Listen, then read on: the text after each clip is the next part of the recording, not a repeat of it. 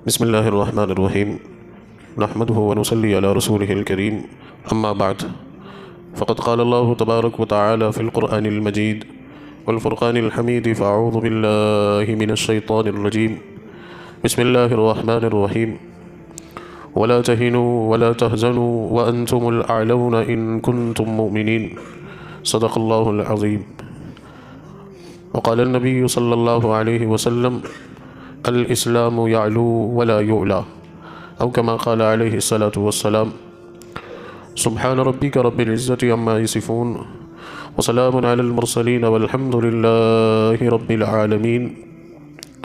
اللهم صل على سيدنا محمد وعلى آل سيدنا محمد وبارك وسلم. عزیزان گرامی قدر، واجب الاحترام بزرگوں اور میرے دینی اور ایمانی بھائیوں، السلام علیکم ورحمۃ اللہ وبرکاتہ۔ میرے عزیزوں اور بزرگوں، ابھی میں نے آپ حضرات کے سامنے قرآن حکیم کی ایک سورہ مبارکہ کی آیت مبارکہ تلاوت کی، جس میں اللہ رب العزت یہ ارشاد فرماتا ہے کہ اے لوگوں، تم مایوس بھی مت ہو اور غمگین بھی مت ہو، یقیناً تم سر بلند رہو گے، بس شرط یہ ہے کہ تم مومن کامل بن جاؤ۔ یہ قرآن مجید کی بہت ہی زبردست آیت ہے۔ اس کے اوپر اگر ہم غور کریں تو یہ اللہ کی کھلی بشارت ہے، اللہ کا بالکل صاف اعلان ہے مسلمانوں کے لیے کہ تم ہرگز مایوس مت ہونا اور حالات سے خوف زدہ بھی مت ہونا۔ یہ کون کہہ رہا ہے؟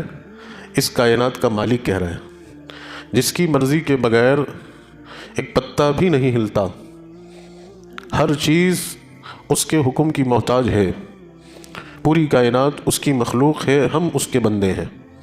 وہ رب ذوالجلال اپنی مقدس کتاب کے اندر یہ اعلان فرماتا ہے کہ تم مایوس مت ہونا اور خوف زدہ بھی مت ہونا، اور آگے فرماتا ہے کہ تم ہی لوگ سر بلند ہونے والے ہو۔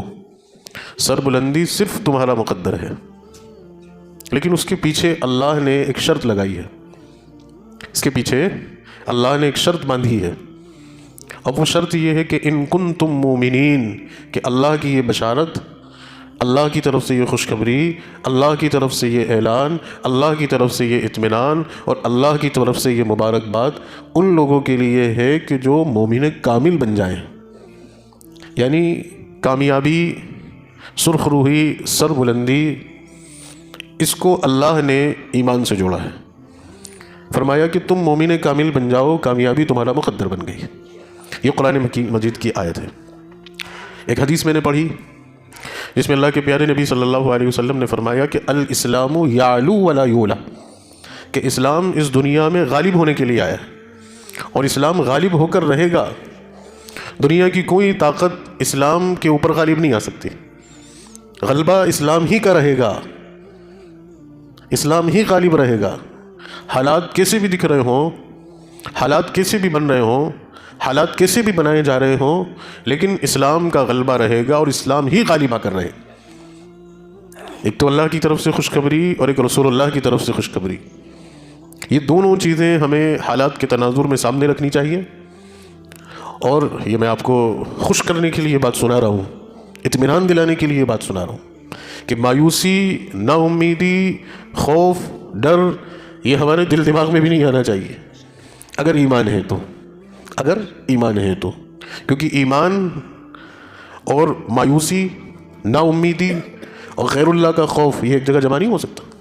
یا تو ایمان رہے گا، یا تو ایمان رہے گا اور یہ ساری چیزیں ختم ہو جائیں گی، یا پھر یہ چیزیں رہیں گی اور ایمان نہیں رہے گا۔ اب طے ہمیں کرنا ہے، فیصلہ ہمیں کرنا ہے، ذمہ داری ہمارے اوپر عائد ہوتی ہے کہ اب ہمیں کیا کرنا ہے۔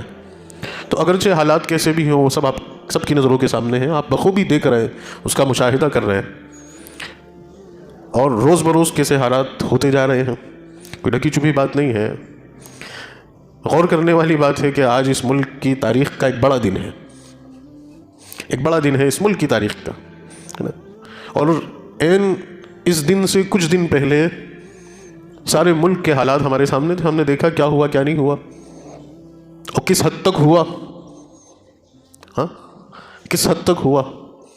اللہ کی پناہ، اللہ حفاظت فرمائے۔ تو چونکہ حالات ہمارے سامنے ہیں، ان حالات کا جائزہ لیتے ہوئے، ان حالات کو سامنے رکھتے ہوئے الرٹ ہو جانے کا زمانہ ہے، بیدار ہو جانے کا زمانہ ہے، ہوشیار ہو جانے کا زمانہ ہے، تیار ہو جانے کا زمانہ ہے، فکر میں ڈوب جانے کا زمانہ ہے، نہ کہ لاپرواہی اور نہ کہ غفلت کا زمانہ ہے۔ اب اگر کوئی اس بات کا انتظار کرے کہ جو ہوگا تب دیکھا جائے گا، تو میں نہیں کہوں گا کہ وہ کیسا شخص ہے۔ اب ہونے میں اور دیکھنے میں کچھ نہیں بچا ہے، ہونے میں اور دیکھنے میں کچھ نہیں بچا۔ یہ ساری چیزیں ہماری نگاہوں کے سامنے ہوئی، نگاہوں کے سامنے ہو رہی ہیں۔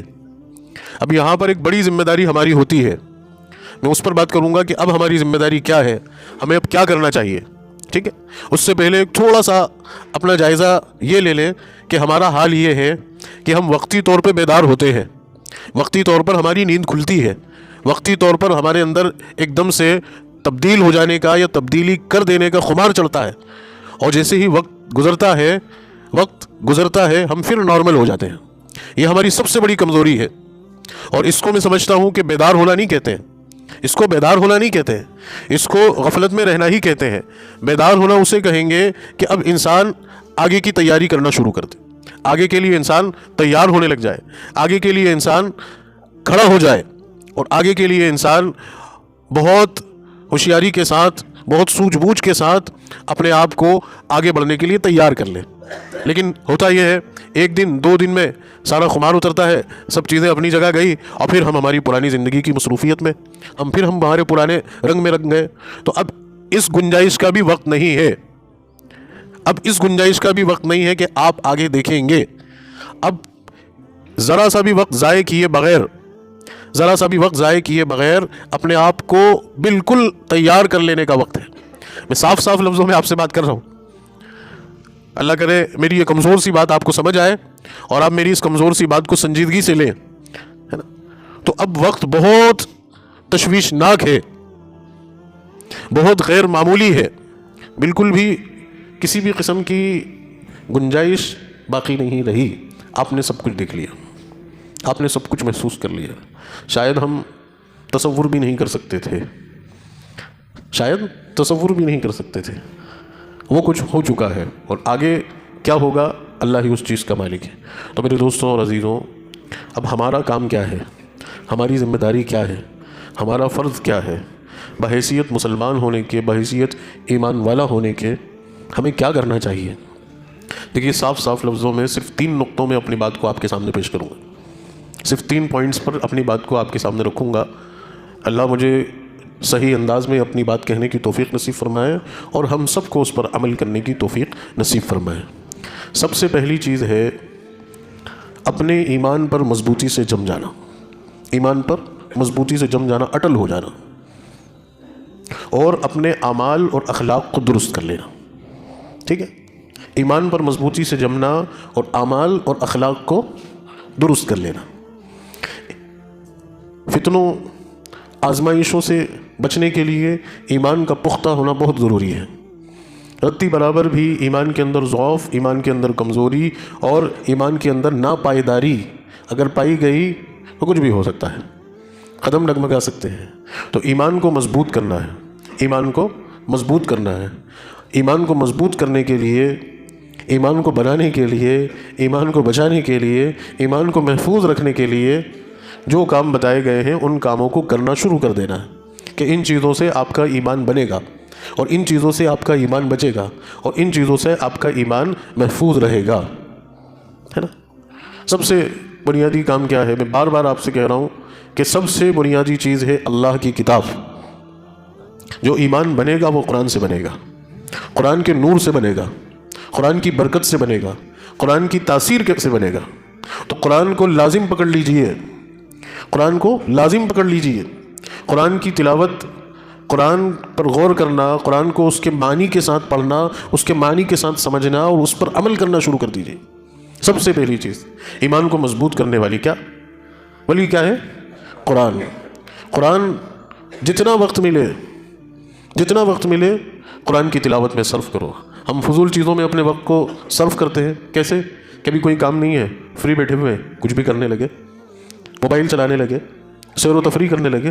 چلیے ٹھیک ہے، سیر و تفریح بھی انسان کو فریش رکھنے کے لیے، اس کے ذہن کو صحیح رکھنے کے لیے ضروری ہے، لیکن اس کو ہی مشغلہ بنا لیا اور قرآن کو چھوڑ دیا تو کام نہیں چلے گا. قرآن کی تلاوت صبح سے لے کر شام تک، قرآن کی تلاوت کا اہتمام. بس ایسے ہو جاؤ کہ قرآن اور ہم جو پڑھنا جانتے ہیں وہ برائے مہربانی قرآن کو ترجمے کے ساتھ پڑھنا شروع کر دیں.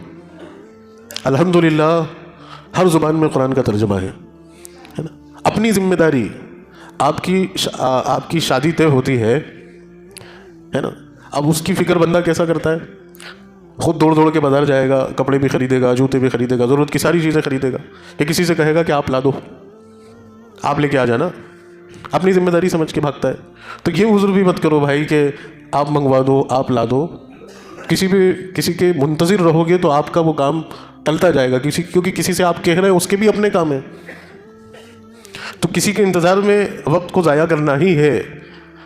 قرآن سب سے پہلی چیز. جو پڑھنا جانتے ہیں وہ قرآن کو ترجمے کے ساتھ پڑھ لیں، اور جو پڑھنا جانتے ہیں لیکن کچھ دشواریاں ہیں تو وہ درست کر لیں. اور جو پڑھنا نہیں جانتے ہیں وہ قرآن کو سیکھنے اور قرآن کو پڑھنے کا شوق اپنے اندر، جذبہ اپنے اندر اور فکر اپنے اندر پیدا کر کے قرآن سیکھنے کی اور قرآن پڑھنے کی تیاریاں شروع کر دیں. مجھے حیرانی اور تعجب ہوتا ہے، میں اپنے دل کا درد آپ کے سامنے کیسے سناؤں، کہ جو قوم آج بیدار کھڑی ہے اس کے سینکڑوں لوگوں کی ویڈیو ایسی دیکھنے کو ملتی ہے کہ وہ اپنی کتابوں کے شلوکس پڑھ رہے ہیں، زبانی پڑھ رہے ہیں، بچے پڑھ رہے ہیں، جبکہ کچھ بھی نہیں. لیکن آج مسلمان قرآن سے کتنا دور ہے. ہمارے لیے ڈوب مرنے کی بات ہے میرے بھائی. صرف 4 صورتیں ہم نے قرآن کی یاد کر لی اور ان 4 صورتوں پر تکیہ لگا کر ساری زندگی نماز پڑھ رہے ہیں اور سمجھ رہے ہیں قرآن کا حق ادا کر دیا. نہیں.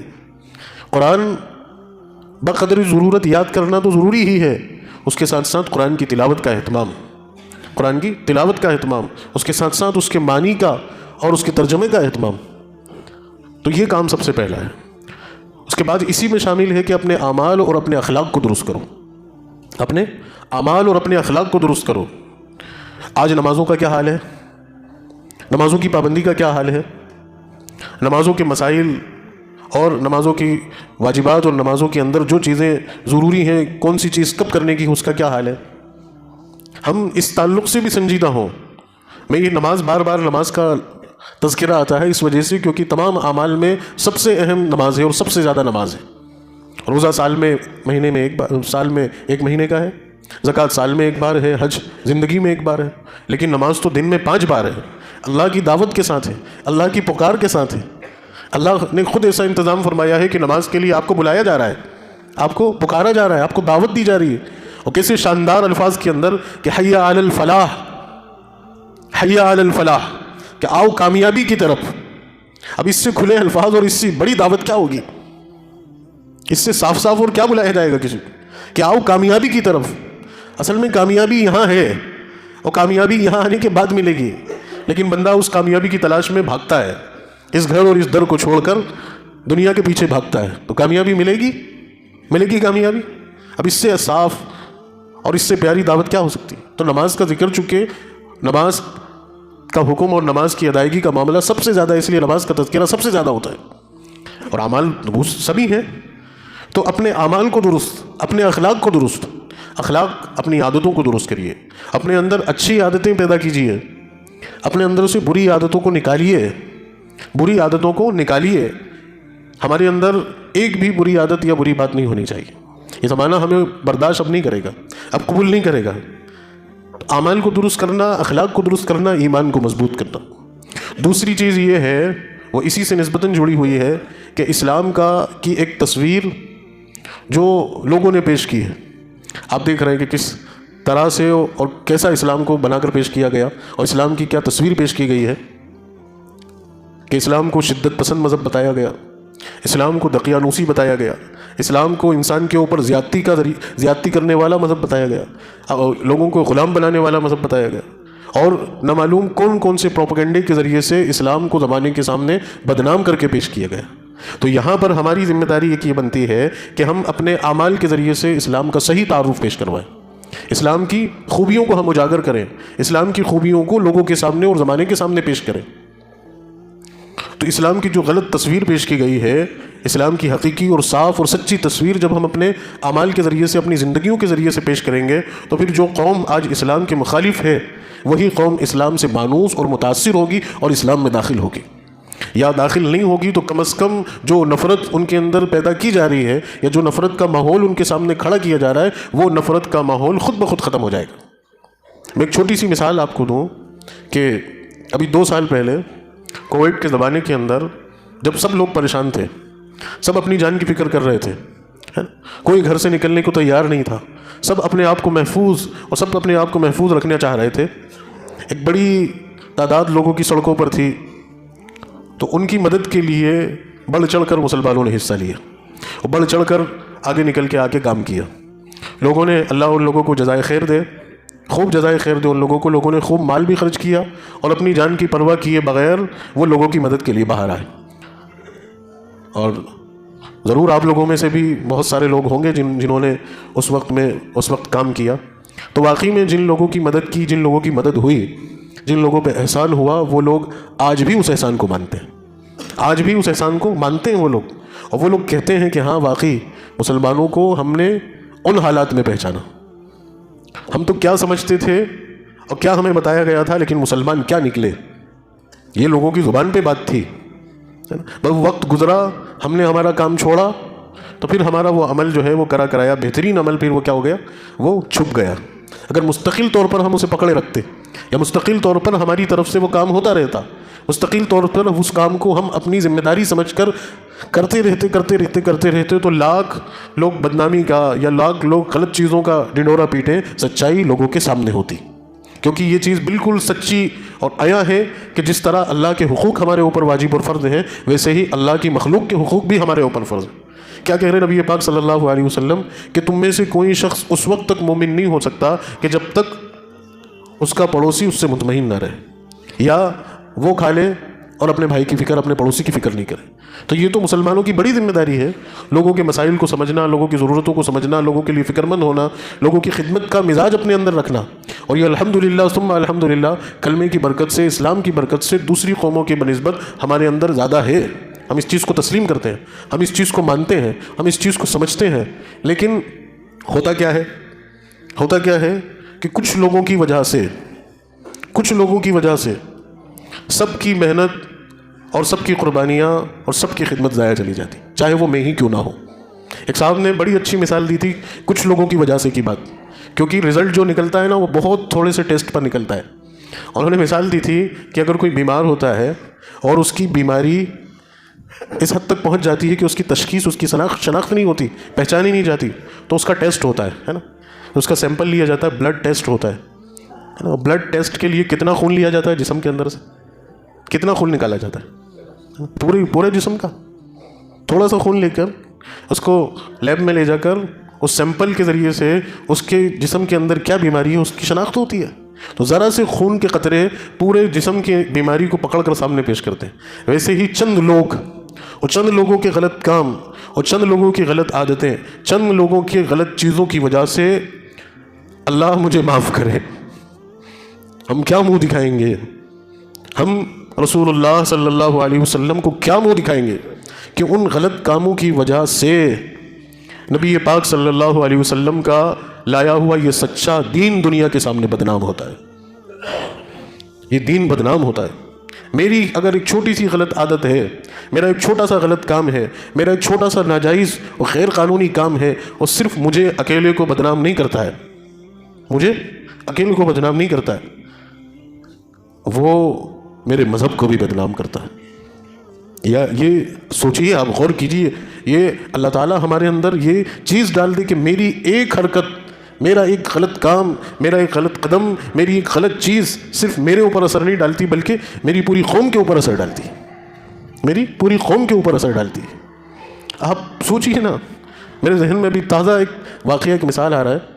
ایک بزرگ نے اپنی کتاب کے اندر ایک واقعہ لکھا ہے، اور وہ واقعہ یوں ہے کہ 2 انگریز دہلی کی جامع مسجد پر گھومنے گئے، اور جب وہاں سے لوٹ رہے تھے تو وہاں جو سائل ہوتے ہیں، مانگنے والے ہوتے ہیں، کسی نے ان سے پیسے مانگے تو اس نے اپنا پرس نکال کر اس کو پیسے دیے، اور وہ پھر نیچے اتر کر، زینوں سے نیچے اتر کر آٹو میں بیٹھ کے چلا گیا. اب دور جا کر اسے کچھ ضرورت پڑی یا اسے دھیان آیا، اب اس نے پیسے نکالنے کے لیے اپنے جیب میں ہاتھ ڈالا تو اس کا پرس نہیں تھا. تو وہ پریشان ہوا کہ اس کے اندر میرے ضروری کاغذات بھی ہیں اور پیسے بھی ہیں، اس کا گم ہو جانا مجھے بڑی پریشانی میں ڈال دینا ہے. اس نے آٹو والے سے کہا، پہلے غور کیا کہ کہاں گرا ہوگا کہاں گرا ہوگا، تو اس کو ذہن میں آیا ہوگا کہ بھائی میں نے وہاں پیسے نکالے تھے، ہو سکتا ہے صحیح سے رکھنے میں نہیں آیا، وہاں گرا ہوگا، ایک بار وہاں جا کے دیکھو.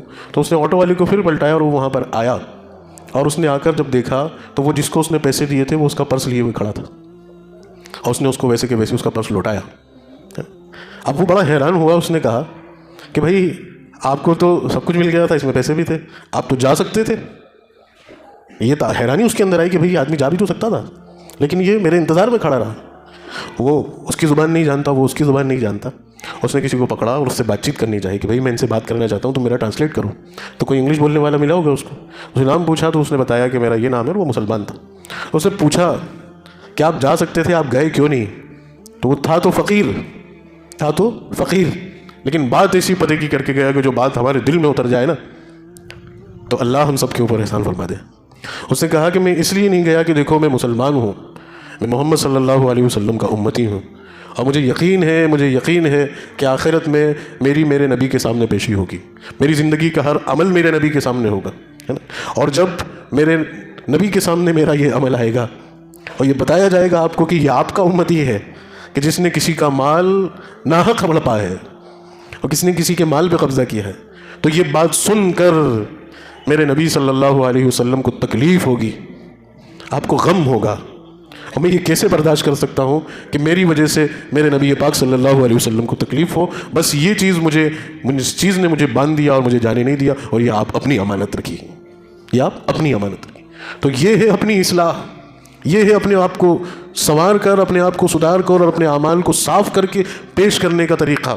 یہ سلیقہ ہم ہندوستانی مسلمانوں کے اندر اللہ ڈال دے کہ ہمارے اندر سے یہ چیزیں نکل جائے. میں آپ کے اندر سے نکلنے کی نہیں کہہ رہا، میرے اندر سے نکلنے کی کہہ رہا ہوں، میرے اندر سے کہ یہ برائی میرے اندر سے نکل جائے. بس آپ تو اس بات کو سن کے اپنی اصلاح کر لیں، اللہ میرے اندر سے ایک ایک برائی نکال دے. تو کیا ہوگا؟ صحیح اسلام کا تعارف عملی طور پر ہم جب اس قوم کے سامنے پیش کریں گے تو یہ قوم، میں یقین کے ساتھ کہتا ہوں، آپ سے یقین کے ساتھ کہتا ہوں کہ یہ اس مذہب کو بھی تسلیم کرے گی اور ہمیں بھی تسلیم کرے گی، ہمیں بھی یہ قوم قبول کرے گی.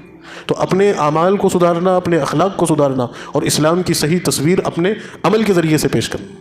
اور اگلی جو چیز ہے وہ چیز یہ ہے کہ اپنے اندر سے مایوسی اور نا امیدی کو نکال دو، مایوسی اور نا امیدی کو ختم کر دو.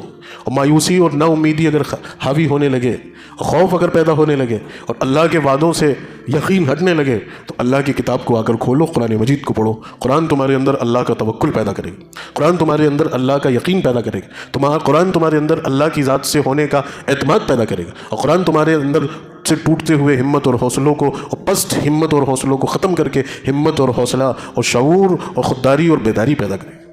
دوسری چیز، اللہ تعالیٰ زمانے کے اندر بھی قوموں کے ذریعے سے بھی لوگوں کے ذریعے سے بھی ایسی مثالیں کھڑی کرواتا ہے جو بسا اوقات بہت سارے لوگوں کی ایمان کی حفاظت کا ذریعہ بن جاتا ہے. تو میں کہوں گا اس موقع پر آپ سے، ہم سبھی سے ہمیں جائزہ لینا چاہیے جس حال میں ہم ہیں، جس صورتحال میں ہم ہیں، جس آزمائش میں ہم ہیں، جن فتنوں میں ہم ہیں، جن باطل طاقتوں کے سایوں میں ہم ہیں، اور جو باطل طاقتیں آج ہمارے سروں پر سوار ہیں. اگر کسی کی ہمت ٹوٹ رہی ہو، اگر کوئی مایوس ہو رہا ہو، اگر کوئی اپنے آپ کے اندر مایوسی محسوس کر رہا ہو تو وہ خدارہ فلسطینی مسلمانوں کا جائزہ لے لے.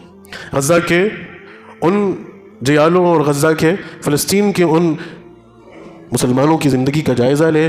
یقینی طور پر یہ بات کہنے میں کوئی مبالغہ نہیں ہے کہ دنیا کے اندر ایمان والوں کی ہمتیں ٹوٹ رہی تھیں، دنیا کے اندر مسلمانوں کے عزائم پستہ پڑ رہے تھے، دنیا کے اندر مسلمانوں کو یہ باور کرایا جا رہا تھا کہ اب بس تم ختم، اور باطل طاقتیں حق کے اوپر غالب آ چکی تھیں اور اپنے دائرے کو وسیع کر چکی تھی. ایسے موقع پر دنیا کے پوری اس وسیع دنیا کے اوپر ایک چھوٹے سے زمین کے ٹکڑے پر آباد ایک قوم نے دنیا بھر کے مسلمانوں کے اندر نئی روح پھونک دی، نئی ہمت اور نیا حوصلہ انہوں نے پیدا کر دیا، اور یہ ایمان اور یقین دلوں کے اندر بٹھا دیا کہ مایوس مت ہونا، پریشان مت ہونا، گھبرانا مت، دیکھو اللہ کی مدد ایسے آتی ہے، دیکھو اللہ کی مدد ایسے آتی ہے۔ اور ایسے حالات میں ایمان کے اوپر استقامت کے ساتھ کھڑے ہو جانے کی وجہ سے باطل کس طرح سے ٹوٹ جاتا ہے اور ختم ہو جاتا ہے۔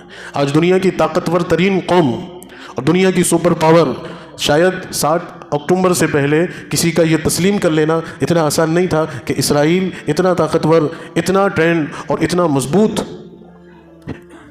ہے کہ اس کو کوئی شکست نہیں دے سکتا، کوئی یہ تسلیم نہیں کر سکتا تھا اتنی آسانی۔ لیکن آج حقیقت یہ ہے، آج صورتحال یہ ہے کہ روز اس کی شکست ہو رہی ہے، روز وہ ذلیل و خوار ہو رہا ہے، روز وہ پیچھے ہٹ رہا ہے، روز اس کی طاقتیں اور اس کی ساری چیزیں سمٹ رہی ہیں۔ وجہ کیا ہے؟ وجہ فلسطینیوں کا ایمان ہے، ان کی غیرت ہے، ان کی ہمت ہے، ان کی شجاعت ہے، ان کا اللہ پر توکل اور اللہ پر بھروسہ ہے۔ اللہ وہ ہمت، وہ توکل، وہ حوصلہ ہمارے اندر بھی پیدا کر دے، ہمارے اندر بھی پیدا کر دے، ہمارے اندر بھی وہ اللہ وہ چیزیں پیدا کر دے، اور وہ اعمال پر اللہ ہمیں کھڑا کر دے۔ کیسا ان کا معاملہ ہے، کیسا توکل ان کا ہے؟ ان کا توکل ایسا ہے، وہ یہ بات تسلیم کر لی انہوں نے یہ بات بالکل تسلیم کر لی کہ موت اللہ کے ہاتھ میں، موت اللہ کے ہاتھ میں۔ جب اللہ نے مقدر کر رکھی ہے، اللہ نے موت لکھ رکھی ہے، تو پھر ڈرنا کس بات کا؟ آج ڈرتا کس سے انسان؟ موت سے تو ڈرتا ہے، کوئی مار دے گا، یوں ہو جائے گا، ایسا ہو جائے گا۔ ارے بھائی، موت اللہ نے لکھ دی ہے، اللہ فرما چکے ہیں اذا جاء اجلها لا يستاخرون، کہ جب موت کا مقررہ وقت آ جاتا ہے نا، تو پھر ایک لمحے برابر بھی آگے پیچھے نہیں ہوتا۔ اور چاہے تم مضبوط قلعوں میں جا کے چھپ جاؤ، موت تمہیں آن ڈھونڈے گی، آن دموچے گی، موت سے کوئی بچ نہیں سکتا۔ موت کی گھڑی اور موت کا وقت اللہ نے مقرر کر رکھا ہے۔ موت کا خوف مسلمان کے ساتھ ہونا ہی نہیں چاہیے۔ اللہ کے رسول صلی اللہ علیہ وسلم نے کیا فرمایا؟ آپ صلی اللہ علیہ وسلم کی حدیث سنا کر بس میں اپنی بات کو مکمل کر رہا ہوں۔ اللہ کے نبی صلی اللہ علیہ وسلم نے فرمایا کہ میری امت کے اوپر وہ زمانہ آئے گا کہ دنیا کی ساری قومیں ان کے اوپر ٹوٹ پڑیں گے، ہے نا؟ صحابہ اکرام نے پوچھا کہ یا رسول اللہ کس طرح سے؟ آپ صلی اللہ علیہ وسلم نے فرمایا کہ ایسے ٹوٹیں گی کہ جیسے بھوکے دسترخوان پہ ٹوٹتے ہیں۔ آپ نے کبھی دیکھا کہ بہت بھوکے لوگ اور سامنے دسترخوان ہے اور کوئی پابندی، کوئی اصول نہیں، وہ ٹوٹ پڑے دسترخوان پہ؟ وہ فرمایا کہ میری امت کے اوپر ایسی دنیا کی قومیں ٹوٹ پڑیں گی۔ تو صحابہ اکرام نے اللہ کے رسول سے پوچھا کہ کیا یا رسول اللہ اس وقت ہم تعداد میں کم ہوں گے، بہت تھوڑے ہوں گے؟ اللہ کے نبی صلی اللہ علیہ وسلم نے فرمایا کہ نہیں، تم تعداد میں بہت زیادہ رہو گے، بہت زیادہ تعداد ہوگی۔ تو پھر پوچھا کہ یا رسول اللہ ہمارے شکست کھا جانے کی وجہ کیا رہے گی؟ تو آپ صلی اللہ علیہ وسلم نے فرمایا کہ اس وقت مسلمانوں کے اندر واہن پیدا ہو چکا ہوگا۔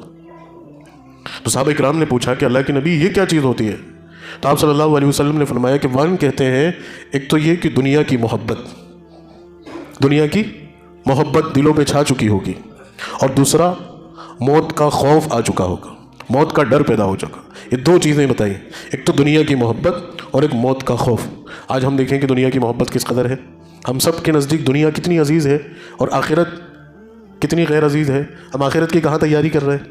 آج تو دنیا کی تیاری، یہاں کا گھر، یہاں کا کاروبار، یہاں کی بلڈنگ، یہاں کا مکان، یہاں کی آشائش، یہاں کا عیش و آرام، اور اس کے لیے انسان پوری جدوجہد کر رہا ہے۔ جو اصل گھر ہے، جس گھر میں ایک دن جا کے رہنا ہے، ایک دن جا کر ٹھہرنا ہے، اور کوئی چیز وہاں ساتھ نہیں جائے گی، اس گھر کی کیا تیاری اور کیا فکر؟ قبرستان میں آ رہے ہیں، قبرستان سے ہو کے گزر رہے ہیں، قبرستان میں آ کر بیٹھ رہے ہیں، لیکن اس قبر کو یاد نہیں کر رہے جس قبر میں آ کے ایک دن لیٹنا ہے، جس قبر میں آ کے ایک دن لیٹنا ہے، اور جس قبر کو فرمایا گیا کہ یہی گھر ہے۔ یہ دنیا کا گھر تو بہت عارضی اور بہت تھوڑا ہے، اس کو تو چھوڑ کر آ جانا ہے، لیکن قبر کا گھر، اس میں رہنا ہے، اس کی کتنی تیاری۔ دنیا کی محبت، آخرت کی کوئی محبت نہیں۔ تو آج آپ خود فیصلہ کرو، ہم خود فیصلہ کریں کہ کیا واقعی دنیا ہمارے نزدیک عزیز نہیں ہو گئی؟ دنیا ہمارے نزدیک عزیز نہیں ہو گئی؟ ہم آخرت پہ دنیا کو ترجیح نہیں دینے لگے؟ اور دوسری چیز یہ کہ موت کا خوف، موت کا ڈر، موت کا خوف اور موت کا ڈر پیدا ہو گئے۔ تو یہ دو چیزیں پیدا ہو جائیں گی مسلمانوں کے اندر، وہن ہو جائے گا، اور پھر دنیا کی قومیں ٹوٹ پڑیں گی، اور دنیا کی ان قوموں کو شکست دینے کے لیے یہ دو چیزیں آج ہمیں چھوڑنی پڑے گی۔ آج لوگ کیا ہے؟ ڈر رہے، میرا گھر، حق بات بولنے میں کیا کر رہے ہیں؟ میرا گھر، میرے گھر پہ اٹیک، میرے گھر پہ حملہ، میرے گھر کو پستہ اور مسمار، میرے گھر کو ختم کر دیا جائے گا۔ کوئی حق بات بولنے کے لیے بھی تیار۔ چلیے غلط کام کرنے والے ڈر رہے ہیں تو ان کا ڈرنا تو بجا ہے، وہ تو اللہ کے ایک عذاب کا کوڑا ہے ان کے اوپر کہ وہ یوں نہیں تو یوں منوائے گا اللہ ان سے۔ لیکن حق بات بولنے والوں کو کیا ہوا؟ حق بات بولنے والے کیوں نہیں کھڑے ہو رہے؟ حق بات بولنے والے کیوں نہیں سامنے آ رہے؟ کیوں انہیں اپنے گھر کی پرواہ ہے؟ کیوں وہ لوگ بھی اپنے گھر کو بچانے اور اپنے گھر کو محفوظ رکھنے کے لیے جو ہے حق بات بولنا چھوڑ رہے ہیں؟ حق بات کہنے سے لوگ پیچھے ہٹ رہے ہیں۔ اس سے اس سے بڑی بزدلی اور اس سے بڑی بے غیرتی کیا ہو سکتی ہے؟ میں آپ سے کیا کہوں، صرف ایک گھر کے ٹوٹ جانے کے ڈر سے، اور میں یقین کے ساتھ کہتا ہوں کہ اس قوم کے اندر اتنی ہمت ہے کہ یہ ایک بار میں ایک گھر کیا 10 گھر کھڑا کر سکتی ہے۔ اگر ہمارے کوئی کسی بھائی کا حق بات کہنے والے کے گھر پہ حملہ بھی ہوتا ہے تو ہم اس کے 10 گھر بنوا دیں گے۔ یہ عزائم تو پیدا کرو، یہ حق بات بولنے والوں کے اندر ہمت تو پیدا کرو کہ بیچارہ جو حق بات بول دے وہ اکیلے ہی سڑتا رہے، اس کے پیچھے کوئی بولنے والا نہیں، اس کے پیچھے کوئی کھڑا ہونے والا نہیں، اس کے پیچھے کوئی بات کہنے والا نہیں۔ ہمارے اندر یہ شعور بھی ختم ہو گیا۔ ابھی کچھ دن پہلے ایک حادثہ ہوا تھا، خود ہمارے ہی مدھیہ پردیش کا تھا، کہ ایک اوباش نے ایک شخص کے اوپر پیشاب کیا، آن ریکارڈ آن ایئر اس کا ویڈیو سب جگہ وائرل ہوا۔ کتنی بڑی بغیرتی اور اس سے بڑا انسانیت کو ذلیل کرنے والا اور کیا عمل ہو سکتا ہے نا؟ اس نے اس کے اوپر پیشاب کیا، اس کے اوپر مقدمہ ہوا، اس کے اوپر کارروائی ہوئی، جو بھی قانونی لیگل کارروائی ہوئی وہ، لیکن اس کے بعد اس کے سماج کے لوگوں نے کیا کیا؟ اس کے سماج کے لوگوں نے اس کے لیے چندہ اکٹھا کیا اور ایک اماؤنٹ اکٹھا کر کے اپنی سماجک نسبت کی بنیاد پر اس شخص کو دیا کہ نہیں، اس نے بھلے ہی غلط کیا ہے، ہم اس کے ساتھ کھڑے ہوئے، ہم اپنے اس مذہب اپنے سماج کے اس شخص کو اگرچہ غلط کیا ہم اس کے ساتھ کھڑے ہیں۔ یہ چیز تو ہمارے اندر ہونی چاہیے تھی کہ ہمارا کوئی شخص، ہمارا کوئی فرد، ہمارا کوئی آدمی حق بات بول رہا ہے، اس کے اوپر کچھ بھی زیادتی ہوتی ہے ہماری پوری قوم کھڑی ہوئی ہے۔ یہ جذبہ کیوں مر گیا ہمارے اندر سے؟ یہ ہمت کیوں ٹوٹ گئی ہمارے اندر سے؟ کون آپ کے لیے حق کی آواز اٹھائے گا؟ آج یہاں یہ بات بیٹھ کر بولنے والے بھی پھر آج ہمیں مشورہ دیتے ہیں لوگ، وہ میرے بہت مخلص، میرے بہت محسن، میرے بہت عزیز ہیں، میں ان کے مشورے پر ایک رتی برابر اعتراض نہیں کر رہا، لیکن آپ کو فکر مند کر رہا ہوں اگر یہ پستہ ہمتی اور یہ اپنائیت ہمارے اندر بڑھتی رہی تو پھر بھول جانا کوئی اللہ اور اللہ کے رسول کا پیغام سنانے والا بھی کوئی بچے گا۔ بجاتے رہنا کہیں جا کے گھنٹیاں اور پوچھتے رہنا پھر پتھر اور پتہ نہیں کس کو۔